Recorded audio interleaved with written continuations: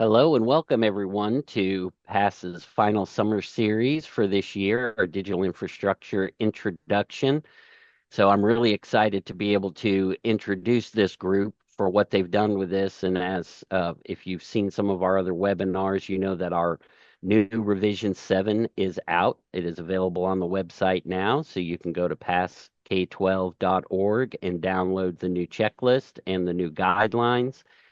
And there was a lot of changes in the guidelines over about 2 years worth of work with various groups and over 45 volunteers who came together to put together this new revision. So we're very proud of it and very excited to get that into your hands.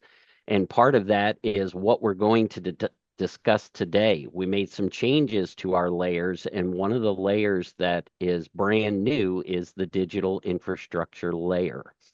So, as some of you may know before, we had about 2 to 4 pages talking about some best practices, some leading practices on what to do.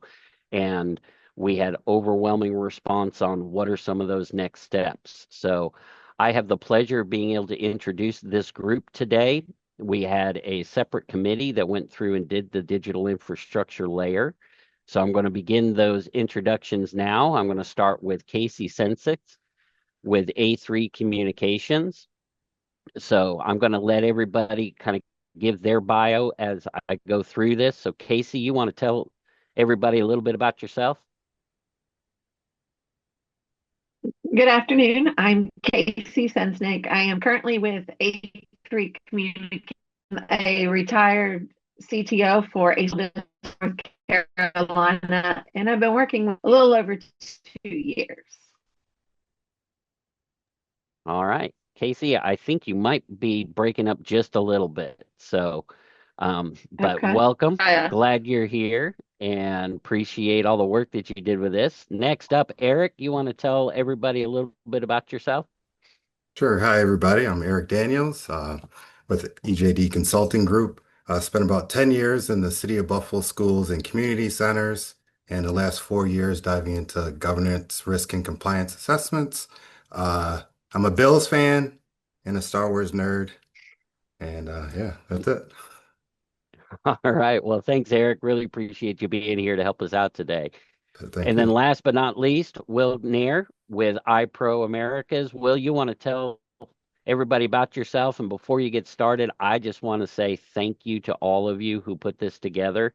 I had the pleasure of being able to be part of this group as they were putting these guidelines together. And as someone who's done physical security for almost 30 years, I had no idea what it took from the digital perspective of how we secure these things. So we're very fortunate to be able to have this group come together and provide this for the guidelines and for PASS. So I want to say thank you all for what you did and all that hard work and commitment to put this together. It's probably the best, most readable way to understand how to secure everything digitally in your data. So with that, Will, I'm going to hand it off to you if you'd introduce yourself and you guys have a great time. Yeah, absolutely. Thank you, Scott. Um, so my name is Will Kinnear. I am the Director of IT and Cybersecurity at iPro Americas and the Global Cybersecurity Advisor for iPro. I've been in cyber for about 22 years now. Started off in the world's finest Navy as a cryptologic warfare officer, and then went over to private contracting for a little bit, working for NSA and DISA, doing security operations center work for them, and also malware analysis and came over to iPro a few years ago. Got this opportunity to get involved with these lovely folks, Casey and Eric, and the rest of our digital infrastructure board about a year ago. And we've worked really hard to come up with something that we think that will be a great product for K through 12. And we're really excited to show you what we have today. So a little bit of what we're going to go through. We're going to talk about the need, what was driving us to kind of get involved and help out with this project and why this project kind of needed to come into fruition. We're going to talk about how we developed these controls and how we developed these checklists and everything else, and a little bit more about what the digital infrastructure layer actually is. And then at the end, we'll kind of take questions and talk about anything. In the meantime, if you have any questions, feel free to put them either in the Q&A session section or put them in the webinar chat. And myself, Casey, and Eric will be responding and helping out with any queries that y'all might have. So PASS, y'all may be intimately familiar with PASS, or this may be your first webinar ever with PASS. PASS has been around for over 10 years. It's a noble endeavor. You have a bunch of security experts from around the globe that get together and they discuss what the best physical security controls and access control solutions and all kinds of other stuff are for K through 12. A lot of that's based off of regulations and then knowledge and experience that a lot of these professionals have. And a little while ago, a little over a year ago, Scott and Chuck kind of came up and started talking about, hey, maybe we should start addressing the cyber issues, the digital infrastructure issues that these schools are having. And so we formed a nice little board with some of the experts that you see here, people that have been in cybersecurity, people that have been in IT, people that have been in K through 12 education. And we got together and really built this whole thing out for everyone. So before we kind of get into what exactly we did, I think it's really important to describe the problem landscape and describe some of the issues that K through 12 is up against. And Casey has got to be one of the most qualified human beings on planet Earth to talk about exactly this. So I'm going to hand it over to Casey. Thank you, Will. So one of the things that we notice when we're in our schools is that the funding's short. It's hard to convince people that cybersecurity is something we need.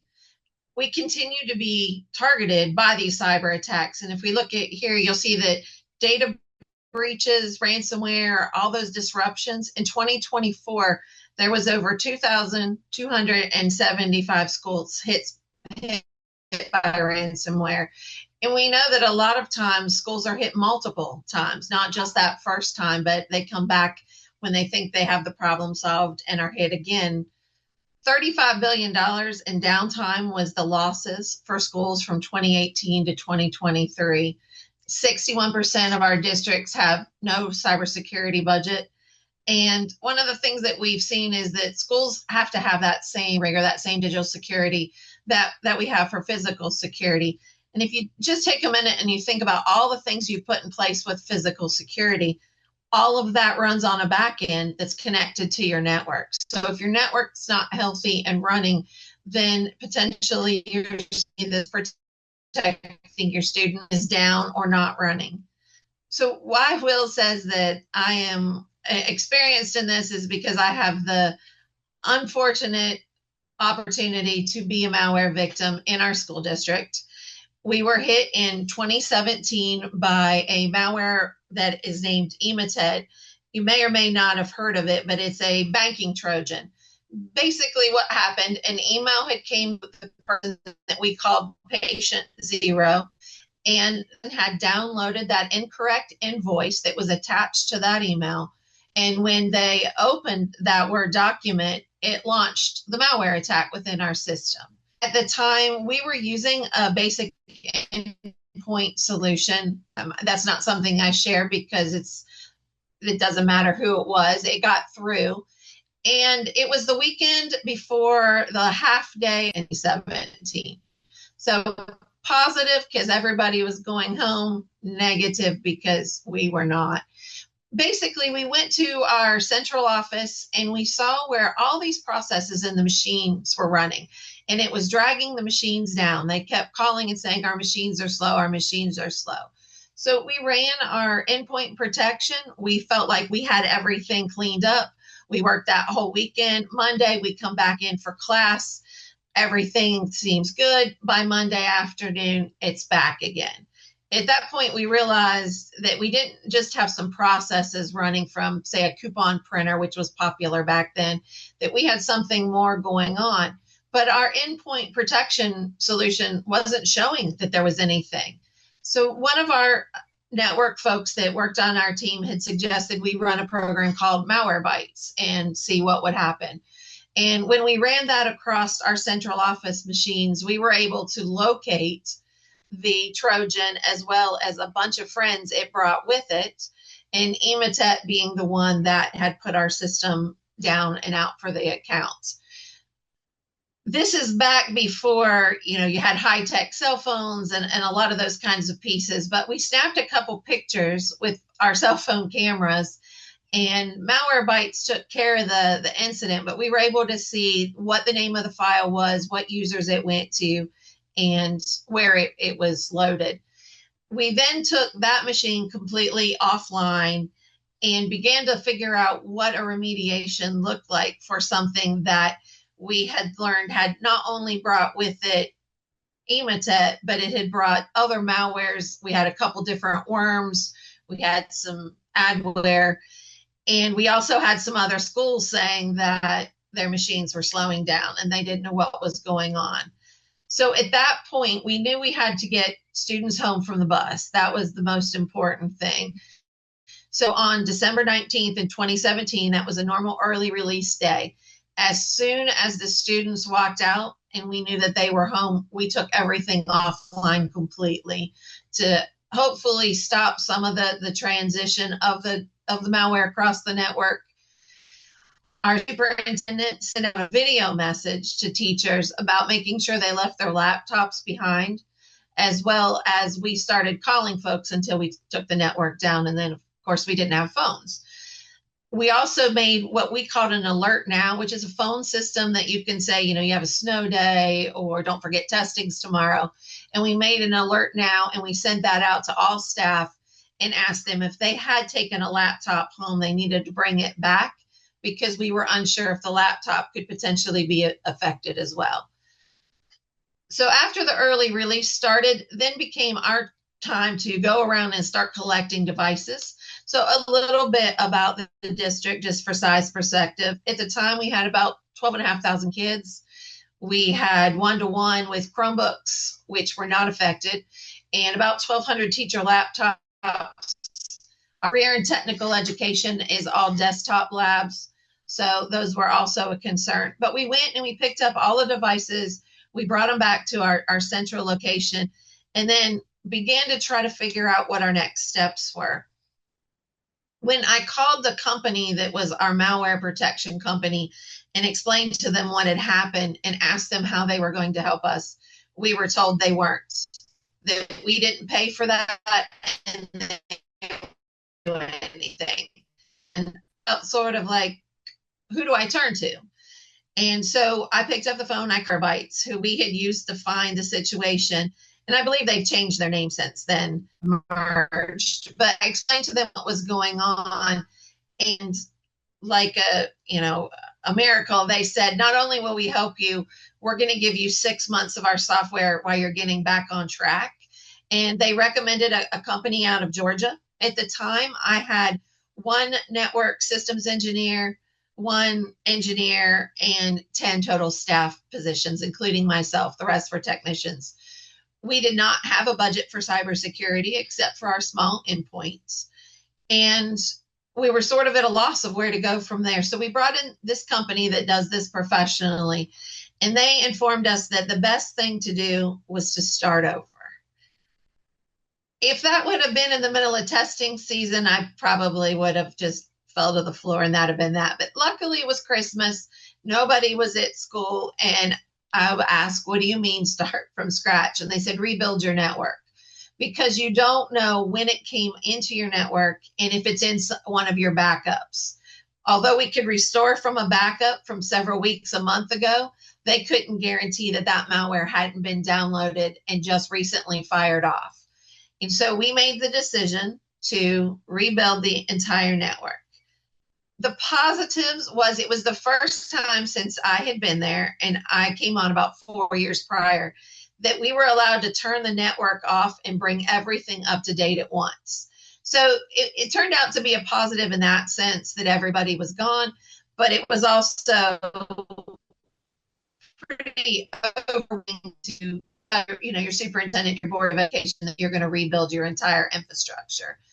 And so that process began with the help of this team that came in, and we worked diligently to do that. Some things that we did along the way that made this better is when we recognized what happened, our superintendent immediately did a press conference to share with our community and the surrounding communities of what was going on. We weren't trying to hide anything. The original email was discovered, we found on December 11th when she clicked on it, or he clicked on it at 10:30 in the morning, and we started seeing the issues on the 14th. So there was a 3-day period there where it was sort of crawling around doing whatever viruses do in there. And we started working on it then over the holiday. We did multiple board meetings throughout that time period so that our board was informed of what was going on. Of course, we also needed them to approve the purchase orders to the companies. We were very lucky that the companies we worked for understood that no network meant no procurement system and no way to create a purchase order.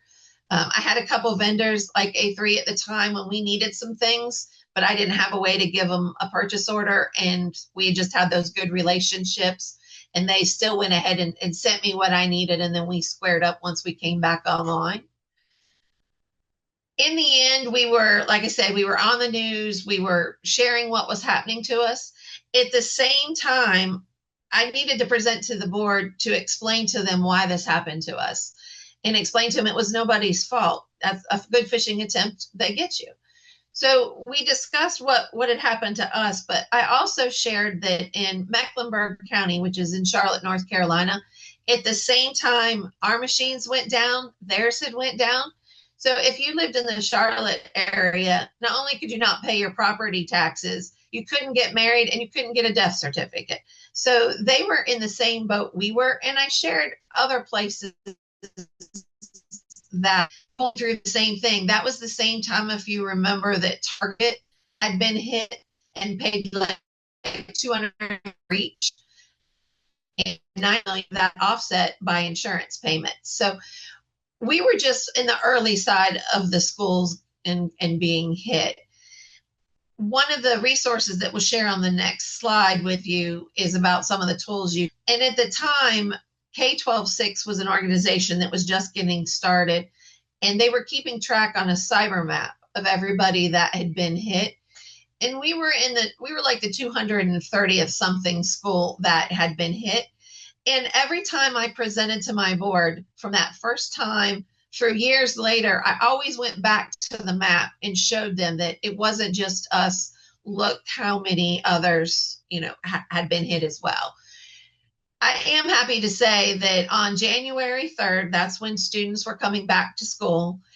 In the middle of the morning, about 2 or 3 in the morning, we had finished bringing our internet back up. All of our IP phones were up. So school actually did not have to close during this period of time. The teachers, unfortunately, did not have their laptops because when you have 1,200 of them, it was really hard to try to figure out, do we image them? What do we want to do? And our superintendent, in 6 months, we were doing a refresh of laptops. He agreed to approve it, and we went ahead and replaced laptops 6 months early. But it made our teachers have to think a little bit differently when they first came back to teaching because they didn't have a laptop. Their smart active panels didn't work. What were they going to do differently? So in the end, for us, it was 42 days that we worked straight. Most of those days for us were 12 hours. We did take part of Christmas off and part of New Year's. We played a lot of football on phones and such as we worked all these late hours and rotating shifts. But we managed to get it accomplished. But it was a long process. So during those 42 days, the kids were back. We were still bringing systems back up online. We were still making sure backups and everything was running properly, as well as waiting on laptops to come in. If I had any advice, it took us really crashing hard to understand that we needed to make funding. And our board recognized that. And to this day, our Board of Education maintains a pretty decent cybersecurity budget. And to this day, I'm happy to report that nothing has gotten through the things that we put in place. And it's a shame you have to go through that to get there. And some of you may feel like that's the location you're in. But my suggestion is you share the stories of others and what they went through and share what being down is like and how much of a disruption it is. And also, as you look through the framework that PASS has, you'll actually have a document you can take back and say, here's where we are. Level 1, the basic level of where we need to be. These are things we're missing. And use that to your benefit to help convince those that need to give you a little more money. Hopefully, E-rate and this whole cybersecurity pilot will come around. It's always been something I've believed in. If you're going to provide us internet, but not the tools to secure it, backups have as many as you need and you want. But what we learned was sometimes backups aren't always, you just don't know if they're infected or not. One last piece before I go on to the next slide is what we didn't have at our disposal, you have today, which you can call the FBI. There's a number, the minute it happens, there's resources you can do. When it happened to us, I was mad that somebody did that to us. And I called the local police department and they asked me what they were supposed to do about it. And I said, well, put it in a report. So it's proof that we did it. And because our district is over multiple cities, because we're an entire county, I filed a police report in every city that we had in our community. So there was about 4 or 5 of those. And I filed a report with the sheriff's office because of where our central office was. And I thought, you know what, I'm going to call the FBI. Why not? And believe it or not, they responded to us before they had a response work. We gave them our drives from our patient zero and a few others, and they kept them for quite a period of time. As far as restitution, 2 of the 3 people have been identified. 1 has been caught and has served time. No monetary has come back to us. But when the FBI released the article, they did say thanks to a district in North Carolina helping us move the needle to catch the Emotet. So Emotet was eventually caught and put down. But as far as restitution from that and the small jail time that they did get before they were shipped back to their country doesn't cover it. In the end, cash, we spent about $3.2 million. 300-ish thousand of that went to the remediation. And then remember, we bought new laptops. So we had expenses in doing some upgrades and other pieces that were going to be coming in the years to come. But the malware really allowed us to do that right at that point. So there are some resources that are out there for you. K-12-6, that's the group that I had mentioned before. They have now evolved into a website that has a self-assessment tool. They have cybersecurity controls. It is a good tool, but it's focusing on that core cybersecurity, and it doesn't address some of the other needs. CISAs has a free cybersecurity, but it only covers a few issues that we face in K-12. You got to love NIST if you're familiar with them. Take a look. But it is so detailed for K-12. If you don't have that true engineer that's got that kind of mind, they're probably you're not going to move it very far because you need somebody to bring it down to the level to make others understand what they're trying to say. And it is a very long document. And the CIS controls, same thing, way too detailed. These are made for your government, your big industry, the places that have the money. Again, I hope that the E-rate and USAC comes to an agreement to help us have the funding so that we can continue to protect our network. If you have any questions for me, you can put them in the chats and we'll answer them as we go along. I'm going to throw the ball back over to Will and let him go on with the next slide. Awesome. Such a powerful story from Casey. It always blows me away every time you hear it. And it really kind of helps put things back into perspective, and some of the issues that a lot of these school districts are dealing with. And when we first were standing up the digital infrastructure community, I reached out to a school district on the East Coast, and I was talking to some of their different cyber folks they had there. And their lead cybersecurity person in this school district was an English teacher. And she had deployed some of their smartboard technology, and she had helped out with some of their other IT stuff. And they were basically like, hey, you seem like you have a real passion for this. We'll throw you a little kicker every month, a little extra money. and we'll go ahead and make you our cybersecurity person. And so here she was. She'd been an English teacher for years and, had some cyber aptitude, but was now all of a sudden kind of like pushed into this position where she's now in charge of their cybersecurity program. And so I asked her when we were talking, I was like, can you just take a look at NIST, the NIST series that Casey was just talking about, and let me know if it makes sense to you. Let me know if this would be a good starting point for someone like you in your position. And she came back and she was basically like, this is all Greek. I don't understand any of this. None of this makes sense. And so that really kind of helped us say, hey, look, we need to kind of boil this down a little bit. Give schools a place where they can start at, give schools something that they can actually digest. Give them a tiered solution, depending on their funding, depending on their resources, technical aptitude, kind of all this other stuff as well, so they can implement that. And so that's where we really started. We started at the thought of there is no starting point for a lot of schools right now, and so we wanted to give them a starting point. Um, and we wanted a tailored solution for them. And so, just to kind of give you an idea, right here on the right hand side of the PowerPoint slide, you'll actually see a singular portion of a NIST control, just to kind of give you an idea as to what we're talking about when we say, like, hey, this is really complicated for folks that maybe haven't been in cybersecurity or haven't been in IT for a long period of time to be able to understand this. So, with that in mind, we went ahead and formed a group of folks from all kinds of different backgrounds, some with education, some in different other industries as well, some folks from government, some folks from commercial. Just try to get IT and cyber folks from a lot of different industries to come together and bring that breadth of knowledge to the field. We also reached out and talked to a lot of K through 12 schools to kind of see where their pain points are, what they're dealing with. And one of the biggest things I noticed, which kind of blew me away, which I guess should be common sense, but wasn't to me, is that every district is so different. Some of them, they already have checklists. They've made them themselves. They've created their own documentation on what should and shouldn't be done. Some states have done this as well, and then some haven't. Some, it's kind of the Wild West, and every district is on their own, and they're all trying to figure out their own stuff. So once again, we just wanted to kind of come up with that central focal point, that central thing that gives them a place where they can start at.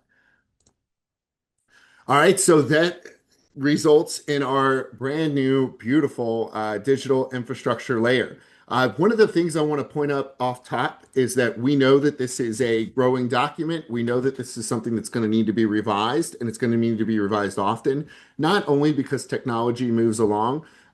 Just think about how much AI has disrupted everything over the last few years, but also because, there may be things in the a digital infrastructure layer that we missed, maybe things that we didn't address, or maybe things that we didn't address in enough detail. So if you or anyone you know comes across anything inside of that documentation and they want more on it, please feel free to reach out to us. And we'll not only make sure to give you some advice, but we'll make sure to go ahead and revise this in the future. We have a tiered approach, tiers 1 through 4, which Eric is going to go into here in just a minute and kind of talk to you about the difference between all of those.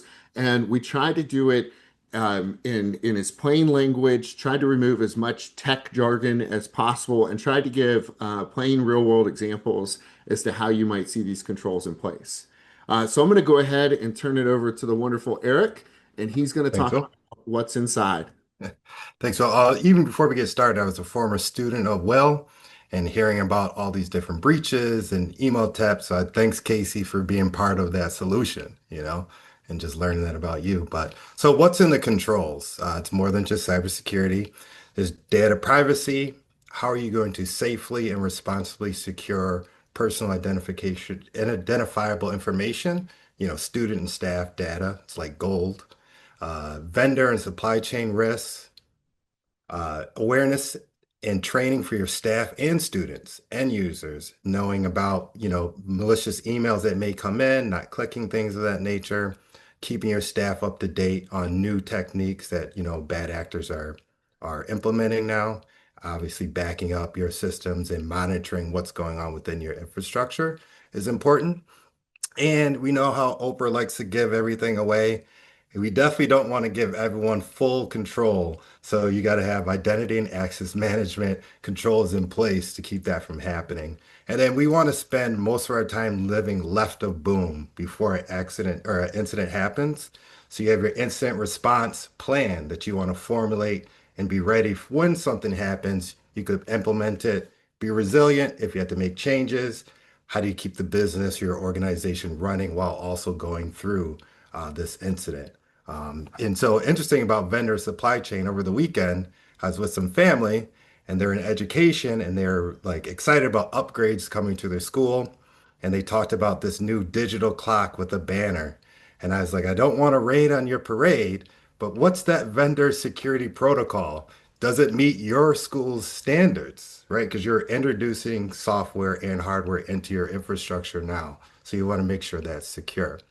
You want to go to the next slide, Will, please?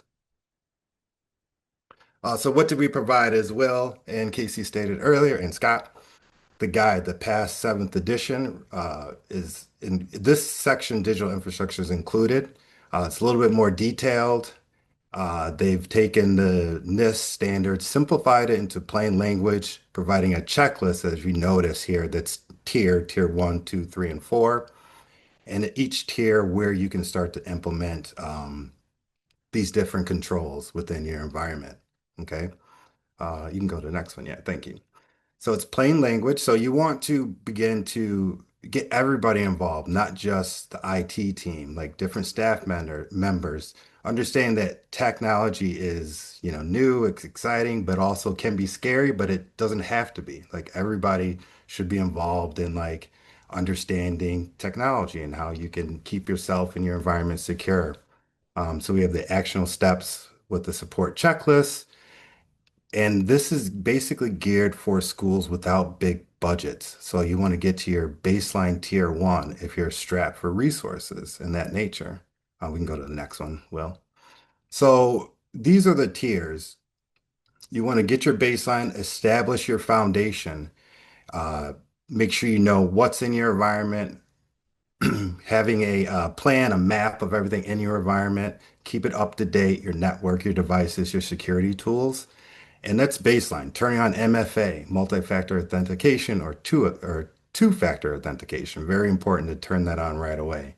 Um, and then after you've established that first tier, let's enhance that. Let's go to the second tier. Your culture is changing at your school. People are into it. You're forming your team. Let's build on what you've already done. Let's start, understanding privilege accounts, who has access to what. Are we bringing new people on, taking people off? How are you going to regulate, provisioning, deprovisioning provider, staff members, excuse me. And then your third tier is assessment driven. Maybe it's an internal assessment or you brought someone in from outside to assess your environment and your infrastructure to see where you are. Where can there be improvements? What recommendations do they have? So you want to maintain your inventory of your hardware and your systems. You could be introducing automated software at this time just to help track that information. And then tier four, strategic, in terms of, say, for example, your software, hardware has a life cycle. Are you prepared for when that life cycle ends? So this may be a district-wide strategic plan, years of planning, bigger budget. They're opening up the checkbook, and maybe you're prepared for when you're moving from these older systems and software to something new. You're prepared and not caught off guard. So one last thing I'll say is from a quote from one of my favorite Star Wars shows, Anders, is I have friends everywhere. So remember, this is here to help. Will's here to help. Casey, everybody, myself is here to help you guys, navigate this and you're securing your environment. Yeah, thank you so much, Eric. Yes, and so to kind of build on what Eric was saying, these tiered approaches, we really kind of try to start off with what is the most basic and easy thing to do? What's free, or at least relatively cheap, but also kind of resource light. So we start by doing these. Well, a lot of them you'll see starts with a plan, just having a plan in place, having documentation in place, that kind of stuff, because it doesn't take too much in order to be able to do it. And as I'm sure Casey will attest, if you have these plans and these documents in place, then if an issue is actually realized, it becomes a lot easier to respond to these issues. And this is just one example from configuration management, but we've got a lot others that are in there. So K through 12, this is absolutely free for each and every one of you. Something you can download and start utilizing. You can ask us any questions that you have. If you come across something and you don't quite understand it, we are more than happy to come in and assist. This is volunteer organization here, so we are all just here to help out. We all every single one of us heard about the need and immediately was like, yes, this is something that we want to be involved in. This is something that we want to help out with. Selfishly, I have 4 kids that have all gone to public schools, and I know when you see these poor teachers buying supplies out of their own pockets, trying their best to make education work for these kids, and they themselves don't make the best of money, and they often don't have much in budgets, and this just seems like the right thing to do is to come in and help out and volunteer and help out with this. All right, so to grab the checklist and to grab the digital infrastructure guide and the PASS guide in general, that can be done by going to the PASS K-12 site and registering and downloading it there. Once again, absolutely free for K through 12 to utilize, and we are here to help out. All right. So are there any questions for us? Anything y'all want to discuss? We are monitoring the chat and monitoring the Q&A. If you have anything that you want to say, Casey, Eric, anything else additional y'all want to add on? So since we had a little bit of time, I thought, the guidelines look like what we did wrong. When you think about the district, one of the things I always share, and I didn't know how much time we have today, so I thought I'd throw it in here, is we had bad methodology in our district and what we were doing. We left administrative rights on computers because teachers said they had to have it.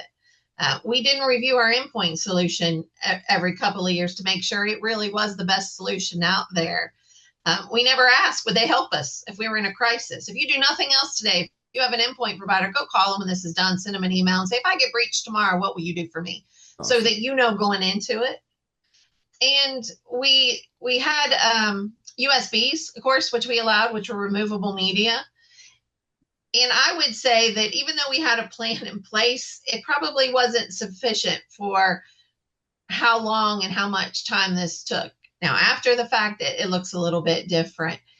And at the time, we weren't doing a lot with password security. We were letting our CTE teachers in those labs have the password, not thinking about that perhaps maybe they were giving it to their students when they were, installing items. So a lot of those things changed right afterwards. And those are things you're going to find in the guideline. And the reality is you get some hard questions. How can you not let us use our USB drives anymore? Well, because you have a Google Cloud or a Microsoft Cloud. So we reminded them that there are other ways to do things that didn't need to be so wide open. If you wanted a program on your computer, you just put in a work order, have it evaluated, and determine if it was approved or not. It wasn't, you can never have another program that you need to teach with. It was just, we need to evaluate it as well. And I saw that there was a question for me about applying for cybersecurity grants. The federal government put out a grant a few years back, but K-12 was not allowed to apply for it. So what they did was the states applied for it, and then you could apply to the state to receive money. In North Carolina, our state chose to do CrowdStrike for all schools. And so it was something we had already been using, but they were going to make that the basic endpoint across the state. So unfortunately, I have not applied for any grants for cybersecurity. There haven't been a lot in the public K-12 sector right now. So I don't really have any great resources. Will or Eric might know of something that I'm not aware of. And, that's kind of where that's at. E-rate, I think, is our best hope for K-12 right now anyway. Oh. That's great advice. I was to say too, you just made me think of something as well, Casey. Another Great. In the event of an issue, DHS CISA is another great industry to reach out to. I just dealt with a ransomware situation with a small school district, and they reached out to DHS CISA, and the CISA actually had the decryption keys for the ransomware. Now they still have to go through and do the remediation, but they were able to end up saving a lot of their data by engaging the folks at DHS. And DHS will do they'll do penetration testing, but typically K through 12 kind of gets pushed to the back end. They really focus more on some of the other critical infrastructure as well. But what they will do is they will provide you with a representative that will also lend advice to the school and kind of talk about some of the different major things that they see and give you a starting point as well. I would Scott, just add on in term. Oh, sorry, Will. no, go for it, Eric, please. Yeah, I would just say in terms of like the grants, like look locally because there may be some organizations and businesses within your area that are looking to get involved with helping out with cybersecurity or the school districts. And some people are excited about trying to get involved and help out. I'm kind of like in that mode now. I recently joined a hacker group and they have a physical space, and we've been talking about grants and finding grants for doing different programs. So that's what I would And, suggest. and if anybody finds any, we're all willing to help answer a question. If you're unclear, in my current job, that's one of the things I actually do a lot on the safety side is working with folks on grants, answering their questions, helping them prepare them. I mean, as Will said, we're available to answer those questions. Another option for a tool, it was again purchased by our state, North Carolina, was the KnowBe4, Mhm. where you can fish your own staff and your employees. And it's really this program I really enjoyed. I had a lot of fun with it while I was there, and we would fish our Board of Education. And then in closed session, when we were talking about where our vulnerabilities still existed and things we want to do, we would say, did anybody redeem their Starbucks pumpkin latte coupon? And you could just tell on the board that because it comes up with a message where you've been fished and tells you, what you need to do about it afterwards. And you could just see a couple of them shaking their heads like, yeah, we fell for it. And that was really helpful because it helped them understand that nobody's perfect. It also let us know which staff we needed. What we call was personal remediation. So we had a few staff members that were 100%. If it was a phishing email, they clicked on it. And so we don't want to call anybody out. So if a tech just happened to be in the school, they would just happen to walk by the room and say, hey, I want to show you some ideas to protect yourself with emails. We're seeing a lot of this going around. And we never wanted to make anybody feel bad. But the average at the time for the nation was, let's see, industry was 6.5% clicks, and we were at 7.1. So even though our staff had learned a lot and were really vigilant, we still had 7% of 1,500 staff members clicking on our pretend phishing emails. So that is something that you can always look to. There are different programs like that out there if you're trying to show what's going on behind the scenes for a validation of why funding would be really good.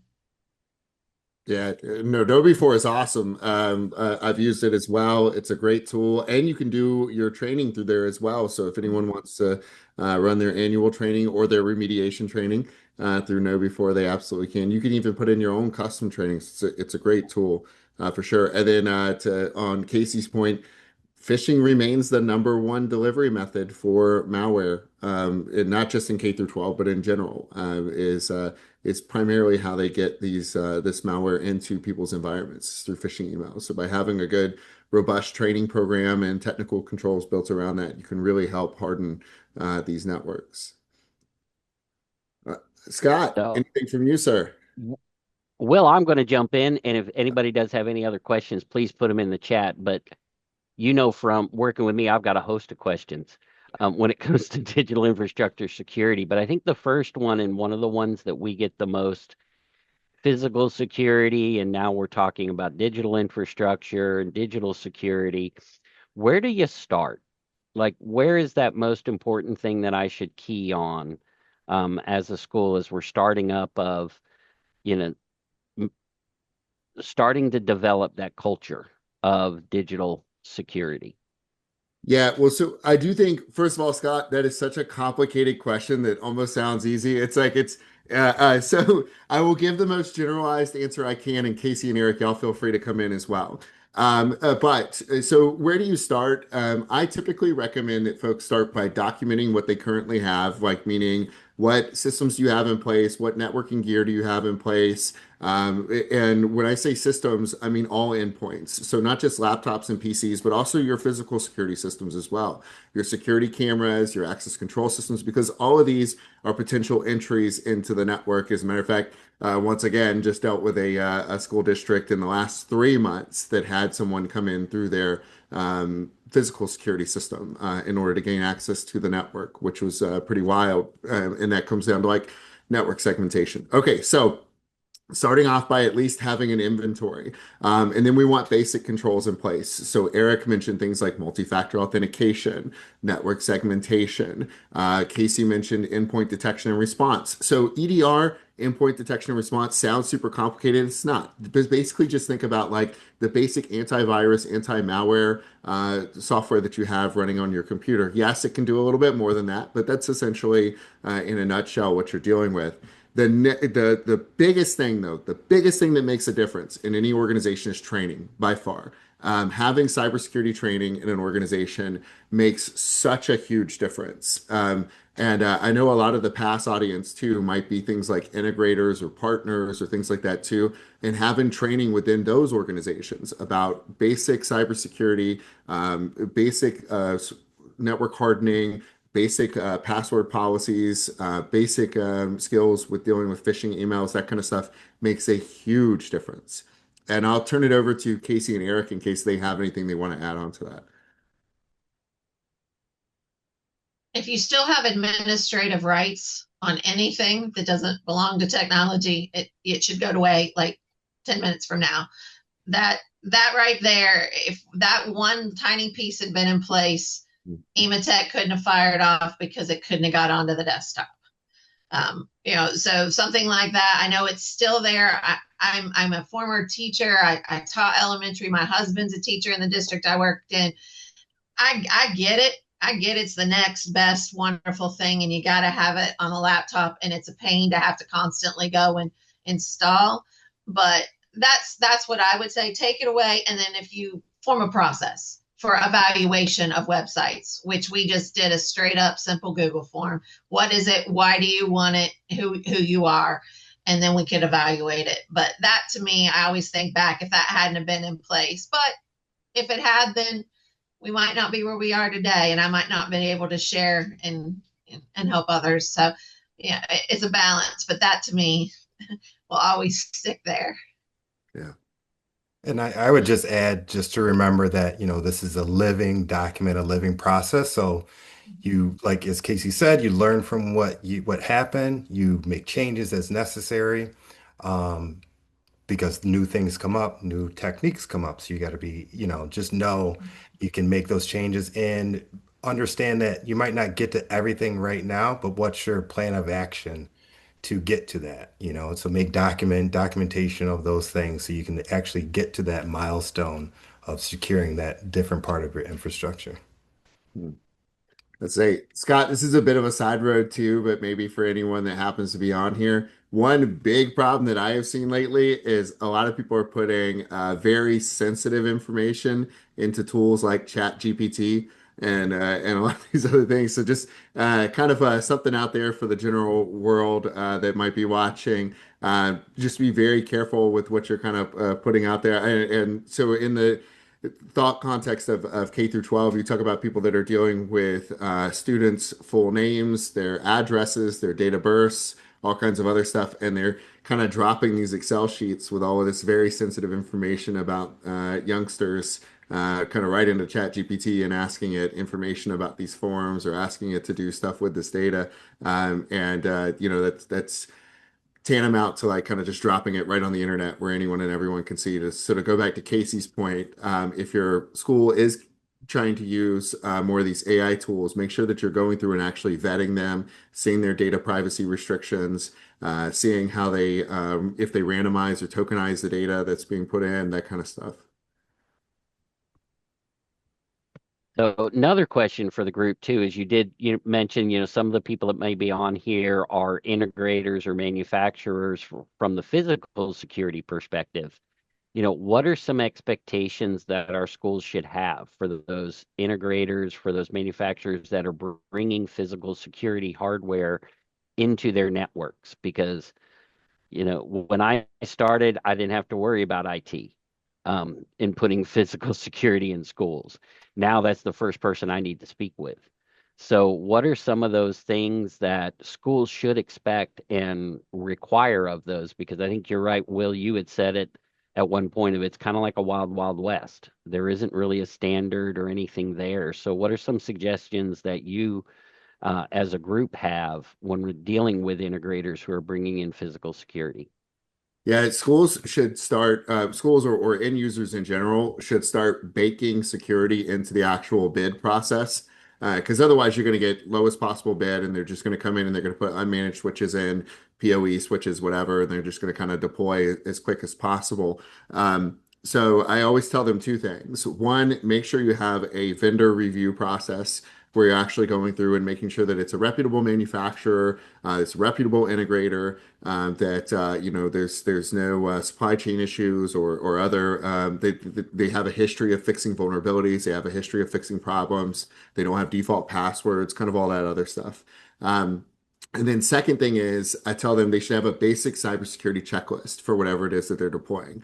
And that checklist can look a little bit different for maybe the type of product or the type of solution that they're coming in. But, things like, does it support MFA? Does it support encryption? If encryption, is it FIPS approved encryption? Does it, what kind of data does it retain? Where does it retain that data? All of those kind of like basic things. And then same thing with on the network security side when it comes to a lot of these like IoT, IIoT, OT products that the integrators tend to install. How is it being deployed? What kind of switches are you using? What kind of routers? NAT, PAT rules that are in place. Are these devices segmented from the production network? That kind of other stuff. What kind of firewall rules are we going to put in place? So kind of really going through and really thinking about that entire project from end to end with security in mind, from the device all the way up to how it ends up getting integrated into the network. Casey, Eric? I would just say maybe don't, as to piggyback on what you're saying, don't be afraid to ask those vendors for that information. They should be able to provide you with that. You have the right to know as you introduce it into your environment. Absolutely. I think, Will, you covered it all. I would just say you can add that as a new line in your rubric because you will get prices that are less but have more risk. Yeah. So although you have to, a lot of times, pricing has to get the biggest quantity in your rubric of points. You can subsidize that by looking at if the company's not that secure and they get a 0 and somebody else gets 2, 3, 4, 5, whatever your rubric looks like, you're able to justify that. Price is always the first question, but justification of why you didn't choose the lowest price. And so I think having that extra line or 2 or 3, or depending on what it is, like Will said, that you're looking for in your line. If it's data, do you want to have a data line in your rubric? How are you protecting our data? Is it, all the different things that Will alluded to. I think that helps you when you have to go out for RFP or you don't have a choice just to pick who you want. You're required to collect from multiple vendors. Yeah. And I would just add to that, if that situation does happen, you have to pick a vendor that might not have everything on your checklist. What are you going to do on your end to keep that, your environment secure, to mitigate that risk that's presented? Yeah, great point. Casey, you talked a little bit about administrative passwords on equipment, that sort of thing. I'm kind of bringing it back to that physical security perspective. A lot of your access control, video surveillance systems, that sort of thing, your integrators or third parties have administrative passwords to be able to get into those systems. So, is it a policy that schools should have to help educate as far as what those vendors are allowed to do with that? Should that be restricted? Those are kind of some questions I have from just that aspect of, from a service standpoint, sometimes that third party needs that information. So Right. what are some suggestions you guys might have on that? My real basic answer, and then the other two can dive into the more technical, but is that there are some instances where vendors need to be into your system, but they don't need to live there forever. So you maybe set up a rule that for you to do your, what you need to do, we're going to give you access from this time to this time. And then if you need them to come back, they get a whole new password, a whole new set of credentials. You don't use that one again. If you're doing a managed service, that's a totally different area because they are managing your network. You should have vetted them to be sure that everything on their end is good and safe and secure, all the lists that Will had. But that's kind of what we would treat it as. Yeah, you definitely, they're programming it, they're testing it. But when that's done, there's no reason to have an open tunnel to them until you need them again. And whether that's just you turn the tunnel off, they keep their credentials. Now you need them, you flip the switch, the tunnel's back on, they can come in. But leaving a door wide open means that if something should happen to that vendor, Power School is a great example of, being hit in the data. And the question became, did it pass back through the systems, back into the school systems that were sending the secure data, and what was those processes look like? So there's no reason to leave the door open when you don't need it. You wouldn't do it to the front of your house all night long just because you could. So that's kind of the way I always have looked at it. Will or Eric might have some other thoughts. Yeah, well, first of all, very well said.